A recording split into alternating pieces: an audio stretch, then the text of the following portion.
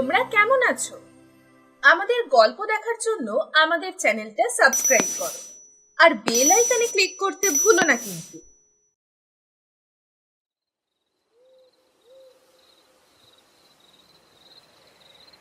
Booking কাউন্টারের ভিতরে টাকা সমেত হাত ঢুকিয়ে দিয়ে অতনু বলল, হাওড়ার টিকিট দিন একটা। হাওড়া যাবার গাড়ি 4 ঘন্টা লেট। স্টেশনের নাম রতনডিহি। নামেই মাত্র স্টেশন, তার না আছে বাঁধানো প্ল্যাটফর্ম, না আছে যাত্রীদের জন্য মাথার উপর ছাউনি। পোড়া কয়লা পুরু করে বিছিয়ে স্টেশন তৈরি করা হয়েছে। তারই একধারে অ্যাসবেস্টাসের ছাউনি দেওয়া একখানা ঘর, সেটাই স্টেশন মাস্টারের অফিস, সেটাই বুকিং কাউন্টার। স্টেশন থেকে মাইল 4 দূরে ফুলডুগরি গাঁয়ে বড় মাসির কাছে বেড়াতে এসেছিল অতনু। গ্রাম সেবিকার চাকরি করেন বড় মাসি। ফুলডুগরিতে আছেন গত 5 বছর। তিনি অতনুদের বাড়ির সবাইকে সেখানে বেড়াতে আসতে বলেন প্রত্যেক চিঠিতে। মাধ্যমিক পরীক্ষার পর অতনু একাই এসেছিল সেখানে, এখন আবার কলকাতা ফিরে যাচ্ছে। ট্রেন 4 ঘন্টা লেট শুনে ধীরে ধীরে স্টেশন থেকে বেরিয়ে এলো সে। সামান্য দূরে মাঝ মাঠে পেল্লায় একটা ডো গাছ, তার তলায় রুমাল বিছিয়ে অতনু বসে পড়ল। ডো গাছটার নিচে নাম না জানা এক সারি ছোট গাছ, খইয়ের মতো সাদা সাদা ফুল নিচে নাম না কোথা থেকে বেশ বড়সড় একটা ফড়িং উড়ে এসে তাদেরই একটার উপর বসল। ফড়িংটার গায়ের রং চকোলেটের মতো, সোনালি ডানাজোড়ার ওপর কালো রঙের সরু জালতি কাটা, আর চোখ দুটো সবুজ। ফড়িংটাকে ধরবার জন্য অতনু অতি সন্তর্পণে হাত বাড়িয়েছে, ঠিক তখনই তার পেছন থেকে কে যেন বলে উঠল, ফড়িং ধরলে বনতুলসী গাছের কচি ডাল ছিঁড়ে সাদা সাদা দুধ বের করে খাওয়াতে হয়। এখানে তো বনতুলসীর ঝাড় নেই, ফড়িং ধরলে তাকে কি খাওয়াবে শুনি? অমন নির্জন জায়গায় মানুষের গলা শুনে রীতিমতো চমকে উঠল অতনু। ফড়িংটাও উড়ে পালালো। অতনু পিছন ফিরে দেখল 13-14 বছরের একটা রাখাল ছেলে। অতনু বিরক্ত হয়ে বলল, ফড়িং আবার দুধ খায় নাকি? কে তুমি? তোমার নাম কি? নোটন গো, নোটন। তা তোমাকে তো চিনতে পারলাম না দাদা। অতনু বলল, ফুলডুংরির গ্রাম সেবিকা শ্যামলী সমাদ্দারকে চেনো তুমি? তিনি আমার বড় মাসি, আমাদের বাড়ি কলকাতায়। এবার বুঝেছি তুমি কে। তুমি হলে গিয়ে কলকাতার দাদা। তোমার কোকড়ানো চুল আর ফর্সা রং দেখেই বুঝতে পেরেছি। তুমিই তো ভালো দিদিমণির হাত দিয়ে আমার জন্য সুন্দর সুন্দর জামা পেন্টুল পাঠিয়ে দাও। বন্ধুদের কাছ থেকে পুরনো আর ছোট হয়ে যাওয়া শাড়ি, ধুতি, জামা, প্যান্ট চেয়ে আনেন তিনি এখানকার গরিব মানুষদের জন্য। তাঁরাই তাকে ভালো দিদিমণি বলে ডাকে। তাঁরই মুখে অতনু শুনেছে এখানকার একটা ছেলে তার জামা প্যান্ট পেলে আর কিচ্ছু চায় না। তাহলে নতুনই সেই ছেলে। অতনুর ফর্সা রং আর কোঁকড়ানো চুলের কথা বড়মাসির মুখেই শুনে থাকবে নতুন। অতনু বলল, তোমরা থাকো কোথায়? নতুন দূরে একটা গ্রামের দিকে হাত দেখিয়ে বলল, হুই হোথায়। কাছে পিঠে দেখার কিছু নেই? নতুন একটু ভেবে বলল, আছে বই কি, চলো তোমাকে দেখিয়ে আনি। পথ বরাবর লম্বা এক জোড়া গর্ত হয়ে গিয়েছে। সেই গর্তে পা পড়লে নির্ঘাত মুচকে যাবে। নতুন কিন্তু কেমন সহজে তরতর করে এগিয়ে যেতে লাগলো। অবশেষে তারা যেখানে গিয়ে পৌঁছলো সেখানে একটা বুড়ো তেঁতুল গাছের তলায় মন্দিরের মতো একটা ইমারত।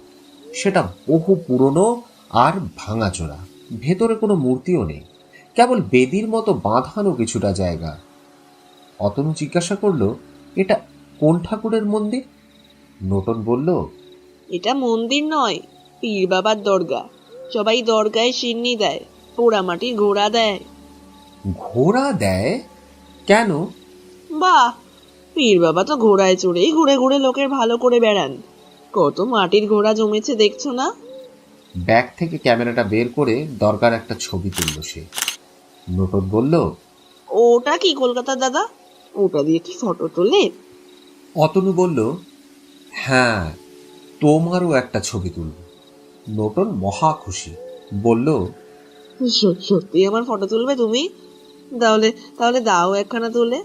সেবার গাজনের মেলায় একটা লোক ফটো তুলে দিচ্ছিল, আমার কাছে পয়সা কম ছিল, কত করে বললাম যা আছে তাই নিয়ে একখানা ফটো তুলে দাও বাবু, তা লোকটা সে কথা কানেই নিল না। নোটন হাসি হাসি মুখ করে ক্যামেরার সামনে দাঁড়ালো, কিন্তু ছবি তুলতে গিয়ে অতনু দেখলো শাটারটা কিছুতেই নামছে না। সে বলল, নোটন, আমার ক্যামেরা খারাপ হয়ে গিয়েছে, ওতে আর ফটো উঠবে না। আমি খুব ভালো ছবি আঁকতে পারি, বরং চটপট তোমার একটা ছবি এঁকে দিই। নোটনের মুখের হাসি কোথায় মিলিয়ে গেল। সে চুপটি করে দাঁড়িয়ে রইল। অতনু ক্যামেরাটা ব্যাগের ভিতর ঢুকিয়ে রেখে হবি বই আর স্কেচ পেন্সিলটা বের করলো। সেগুলো সব সময় তার ব্যাগেই থাকে। নোটনের মুখের একটা ছবি আঁকতে আঁকতে সে বলল, ভাগ্যিস ট্রেনটা লেট করলো, আর তাই তোমার সঙ্গে দেখা হয়ে গেল। নোটন বলল, আমারও তোমাকে দেখার খুব ইচ্ছা হতো। ছবিটা আঁকা শেষ হলে অতনু নোটনকে দেখালো সেটা। ওটা তুমিই নিয়ে যাও, আঁকা ছবি ভালো লাগে না আমার। হাত ঘড়ির দিকে তাকিয়ে অতনু দেখল 4 ঘন্টা সময়ের অনেকটা পার হয়ে গিয়েছে। সে বলল, নোটন, আর তো সময় নেই, চলো স্টেশনের দিকে যাই।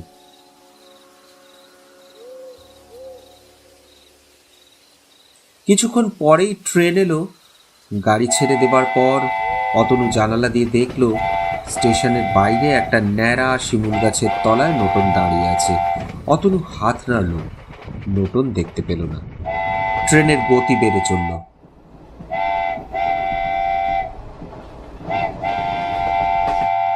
অতনু ফুলডুংরি থেকে কলকাতা ফিরে আসবার মাসখানেক বাদেই বড়মাসি হঠাৎ কলকাতায় এলেন। বেশিক্ষণ পড়াশুনো করলে তার চোখ দিয়ে জল পড়ে, ডাক্তার দেখিয়ে চশমা দিলেন। পড়ার ঘরে বসে অতনু একটা অ্যাডভেঞ্চারের বই পড়ছিল, আর বড়মাসি নতুন চশমা চোখে দিয়ে তার হবি বইখানার পাতা উল্টে উল্টে তার টুকিটাকি লেখা আর আঁকা দেখছিলেন। একটা পাতায় পৌঁছে তার চোখ থেমে গেল। তিনি বললেন, আরে, এটা ঠিক যেন আমাদের নোটনের ছবি। অতনু বলল, ওটা তো নোটনেরই ছবি। গত মাসে ফুলডুংরি থেকে ফেরার পথে হঠাৎই আলাপ হয়ে গেল। ছেলেটা কিন্তু বেশ। বড়মাসি অবাক হয়ে বললেন, তুই নোটনকে দেখবি কোত্থেকে? গত বছর শীতের সময় ঠান্ডা লেগে নিউমোনিয়া হয়ে মারা গেল বেচারা। তোর খুব নাম করতো ছেলেটা, বলতো কলকাতার দাদা যদি জানতে পারে ঠান্ডা লেগে আমার অসুখ করেছে, তাহলে সে ঠিক আমার জন্য একটা ছেঁড়া কোট পাঠিয়ে দেবে। তোকে বলিনি বুঝি সে কথা?